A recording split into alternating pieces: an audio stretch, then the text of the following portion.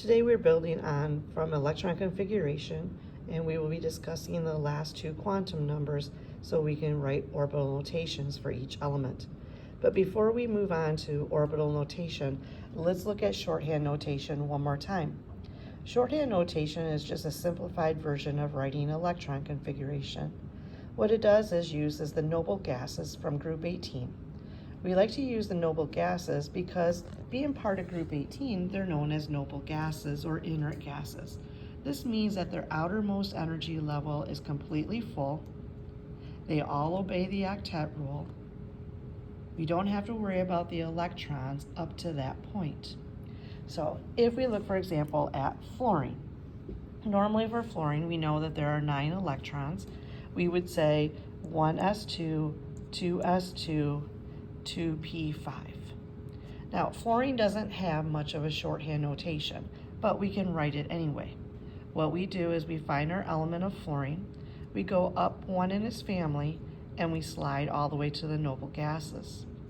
That means my noble gas notation is going to start with helium. So I put He in brackets, and He takes care of the first 2 electrons. So I then have to find electrons 3 and 4. So again, it's 2s2 and then 2p5, which is what we have written here. If I want to look at calcium, I find calcium on the periodic table. There are 20 electrons. So what I can do is I can go up one in its family and I can slide all the way to the right. That would be argon. Argon takes care of 18 electrons. So it means that all 3 energy levels are completely filled. So I'm going to put argon in brackets, takes care of the first 18 electrons, and then I find electrons 19 and 20, which is 4s2. On the assignment from yesterday, if I was going to be working with copper, I could find copper has 29 electrons. I'm going to go up one and I'm going to slide to the right. That means it's argon. Again, argon has 18 electrons, and it means that the first 3 energy levels are completely filled. So I can put argon in brackets. I then tell where electrons 19 and 20 are, which is 4s2, and then I come through here for 3d9. 3d9. Okay. If I was going to be looking for bromine, again, I find bromine. I go up one, and I slide to the right. Again, it's argon.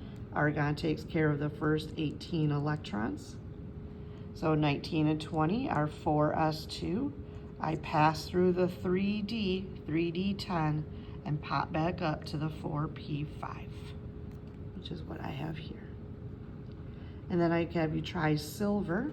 If we look for silver, I move up one, I slide to the right.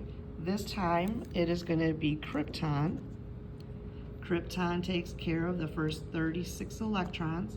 Again, I went up and slid all the way to the right. That means the first 4 energy levels all obey the octet rule. So I find electrons 37 and 38. It's 5s2. I drop down into the 4d, count across. I'm 4d9. So 5s2, 4d9. All right, let's move on to orbital notation. In order to write orbital notation, you have to have the electron configuration. We're going to look to see how the electrons paired and what type of spin they have. Yesterday, we talked about the principal quantum number, which tells me the period, which tells me the number of energy levels. We talked about the orbital quantum number, which tells me the block, whether it's in the S, P, D, or F block. The new 2 quantum numbers are the pairing of electrons, which I just call rooms. You could say it's the orbitals, or the spin of the electron, whether or not it's moving up or down. Okay. So if we look at the S block, we know that the S block can contain a maximum of 2 electrons each. So that means, and we talk about pairs, that means there's only one room to pair electrons. If we look at P can hold a maximum of 6 electrons. That means that there are 3 possible pairs. So I open up 3 orbitals, or 3 rooms to put electrons in. My D D, if I count across, is going to be able to hold up to 10. That means that there are 5 possible pairing sites, 5 orbitals, or we can call them 5 rooms. And then the F block is going to hold 14 electrons max, 7 orbitals, 7 pairs, 7 rooms. So the S, P, D, and F are the keys to how we complete this. So if we take a look at lithium, we write the electron configuration. My key is that it's an S. The S means that I open up one room, and I have to label that one room as 1s. Now, how many electrons am I putting in that room? Well, it says it's 2. So what I do is I come in and I put 1 electron up, 1 electron down. Now, they have to be opposite spins because opposites attract, and that minimizes your energy. Then I move to the next one, which is 2s1. My S is my key. S means I open up one room, and here I have to label it as 2s. And how many electrons am I putting in there? Just 1. And my first electron I always put in as an up spin. Let's take a look at fluorine. I have an s orbital. S means that I open up one room. I label that as 1s.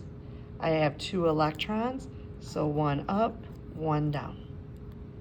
My next letter is S. Again, S means one room. I label it as 2s. I have 2 electrons, so I go up, down. My next letter is P. P means that I can have 3 possible pairing sites or 3 orbitals. Now what we know is I have to open up these 3 rooms. They're all going to be labeled as 2p.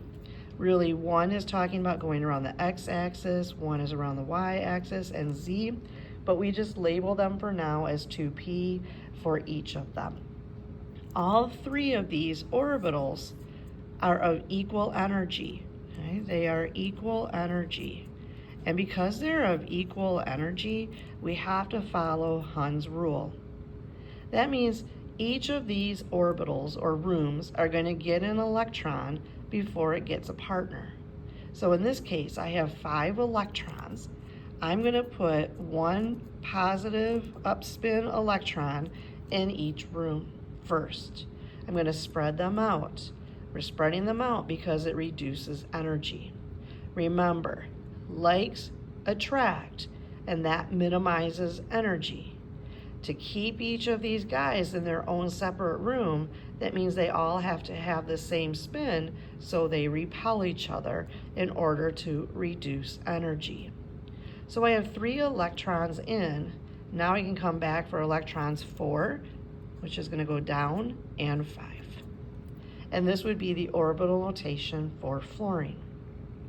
There would be 1 half-filled room. This is important for bonding, which is where we're heading next. If we take a look at magnesium, we have 1s2. The S is the clue. That means we open up one room, we label it as 1s, and we put in 2 electrons. We have 2s. Again, the S means one room. I label it as 2s. I'm using all 2 electrons, so I'm going up, down. I then have P. P can hold a maximum of 6 electrons. That means there's 3 possible orbitals or 3 rooms. I have to follow Hund's rule with the 6 electrons. So I'm going to go up, up, up, and then come down for 4, down for 5, down for 6. And then I see my S. My S means I open up one orbital. I label it as 3s. And I have 2 electrons, so 1 up, 1 down. Let's take a look at silicon. We have S, we open up one room, label it as 1s, 1 up, 1 down, 2s, S means we open up one room, label it, we have 2 electrons, 1 up, 1 down. I then have P. P again, 3 rooms. I'm going to label all 3 rooms as 2p. I have 6 electrons. I'm following Hund's rule. There's my 6 electrons. I have S. S means I open up one room. I label it as 3s. I'm using 2 electrons. And then I see P. P means I have 3 orbitals. I have to open up 3 rooms. But this time I only have 2 electrons. I have to follow Hund's rule. I have to spread them out because all 3 of these guys are of equal energy. We can do shorthand notation. We have our argon. Technically, I probably should put argon in front of this, but we have our S. S again means 1 electron, and we have to put into, 1 room, the S means 1 room. I have 2 electrons, so 1 up, 1 down. And remember when we went from the 4s2, this has to drop into the 3d because we have to obey the octet rule. Right. So we have 9 electrons. The D means that we have 5 possible pairing sites. So we label all 5 rooms as 3D. We have 9 electrons, so we go 1, 2, 3, 4, 5. They are all of equal energy, and then we come back for 6, 7, 8, 9. So in the previous example, I had 2 half-filled rooms, and I had 1 empty room. Here I have 4 filled rooms and 1 half-filled room. Right. And then I would let you try the rest.